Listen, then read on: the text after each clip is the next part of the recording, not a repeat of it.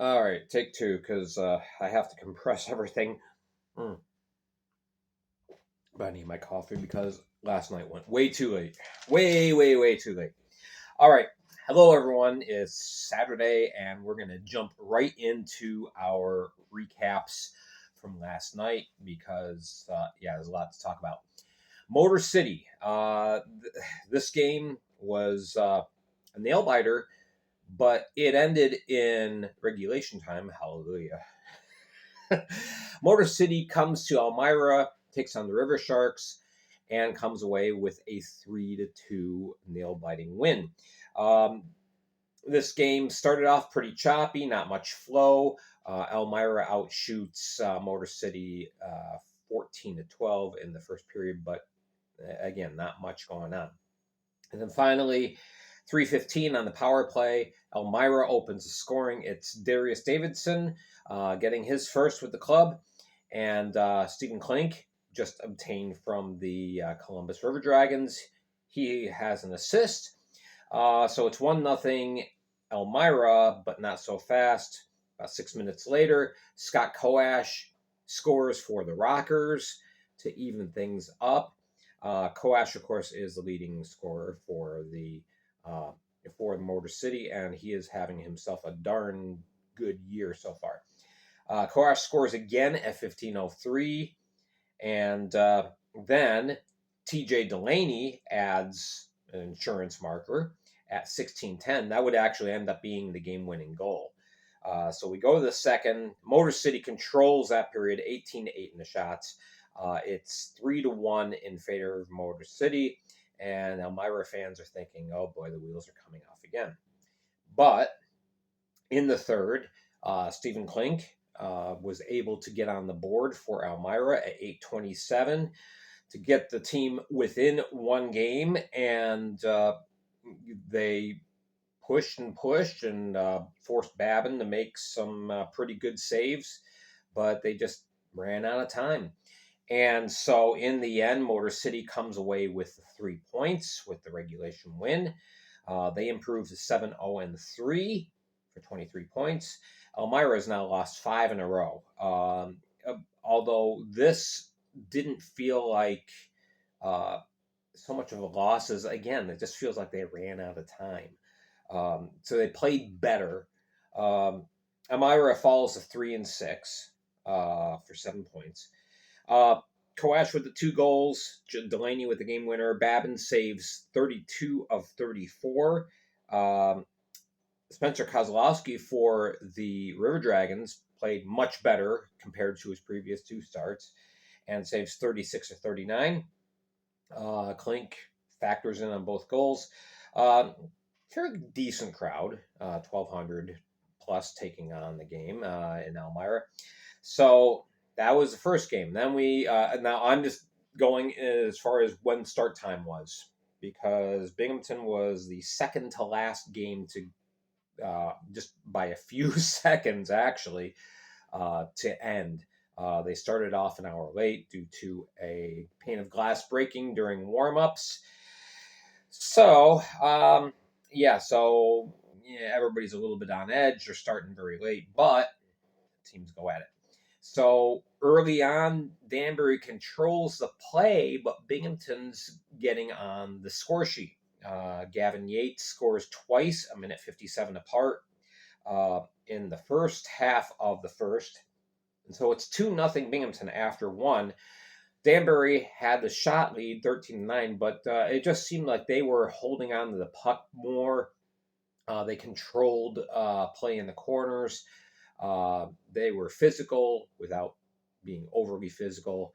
They were getting the better of the play. They just weren't getting on the score sheet yet until the second period.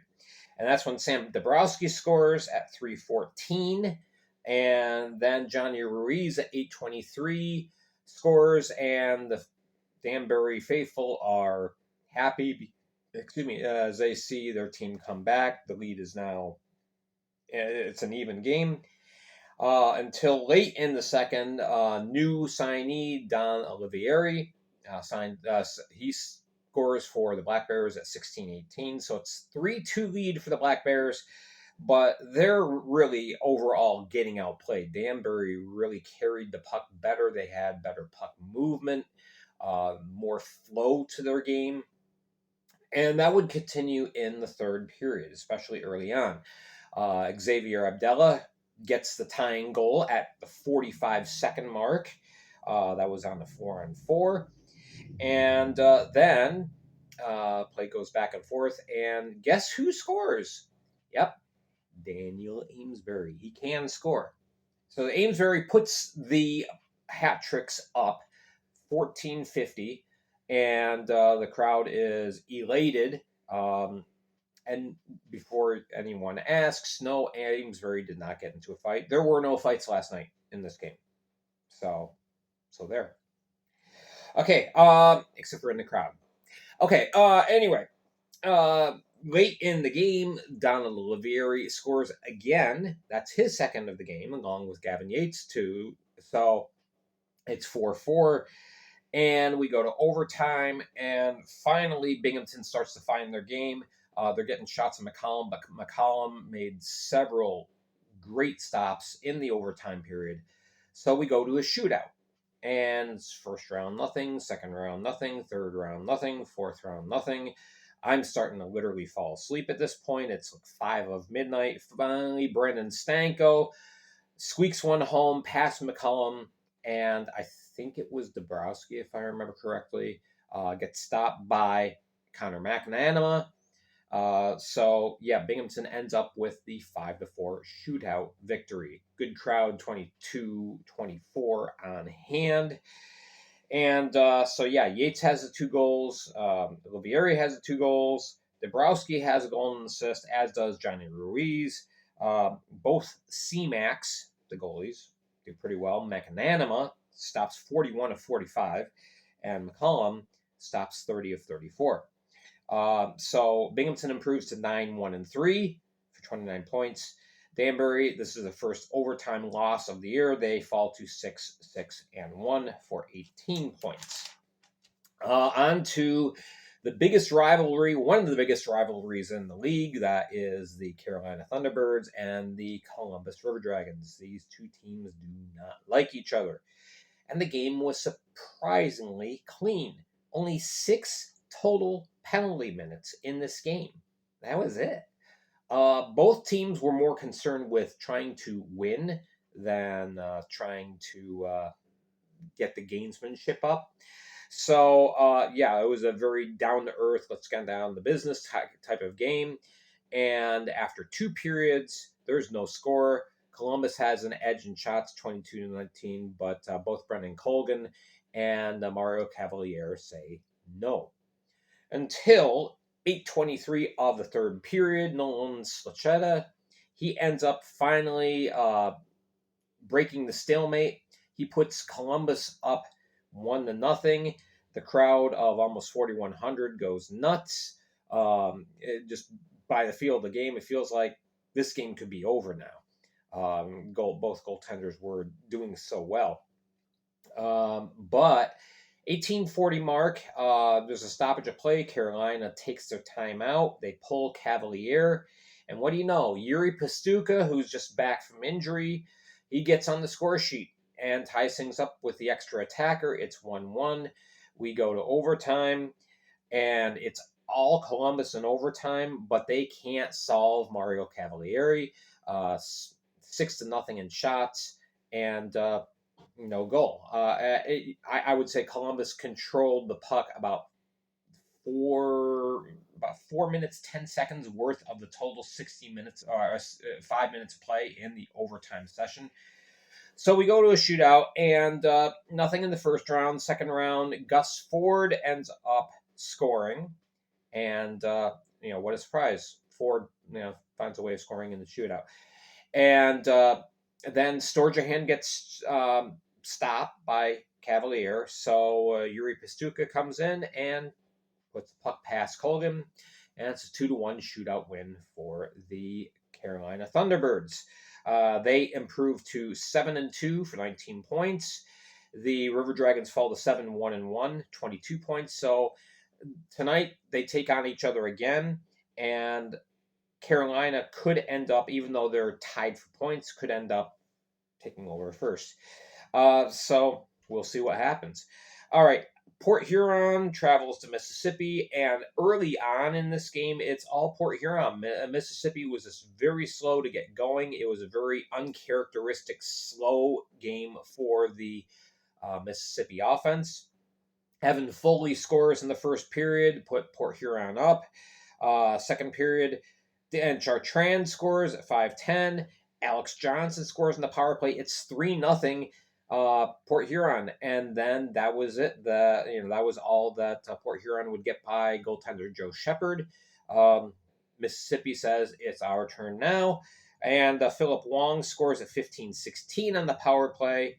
And then towards the end of the period, Danny Licio scores for the Seawolves, and so it's 3-2 at the end of two. Port Huron still with a huge edge in shots, but then this game started to get ugly. There was 1 second left, and there was a big scrap on the ice. A whole bunch of players went to the penalty box, and the third period was just marred with penalties from both teams.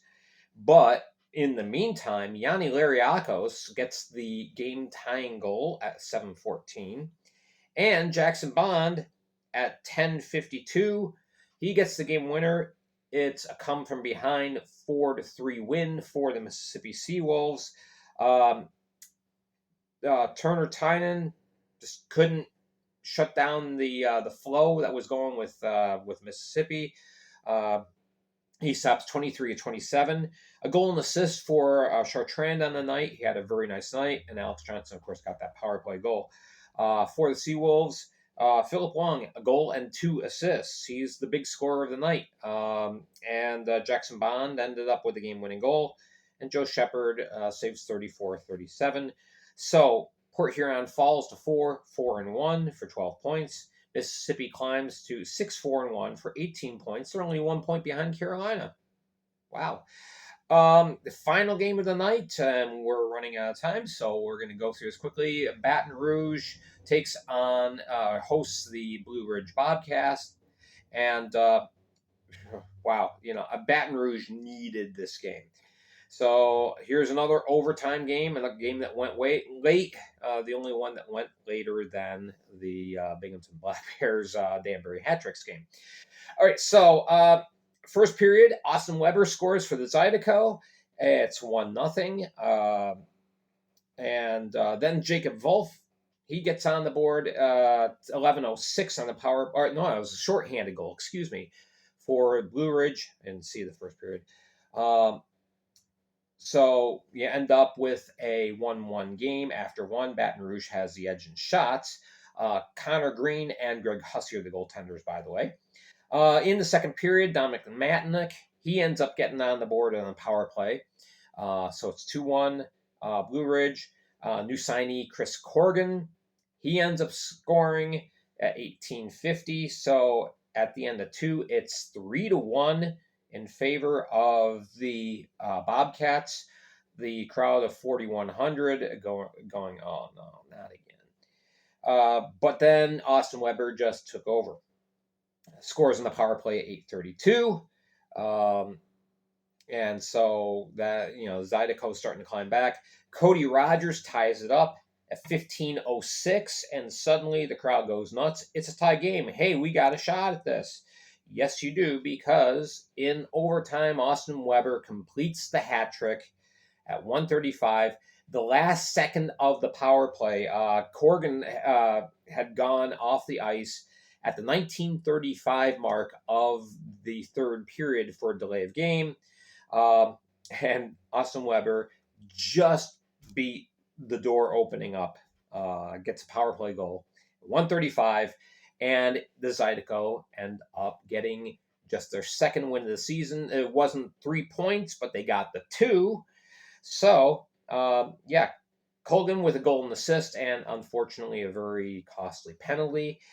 Jacob Wolf, a goal and assist, and Connor Green stops 50 of 54 shots. Zydeco were buzzing last night. They peppered Green And Green played very well. I just, that last power play was just too much to overcome. So Greg Hussey gets the win, stopping 26-29. And there you go. Uh, so Blue Ridge is 2-7-2 now, 7 points. Baton Rouge is 2-9-0 for 5 points. And that does it for a very long night of hockey. Um, hopefully we have some good games tonight, but maybe not quite so long. All right.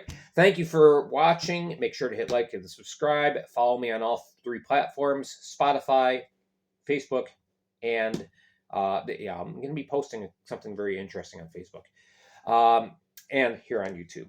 Have a great day, everyone.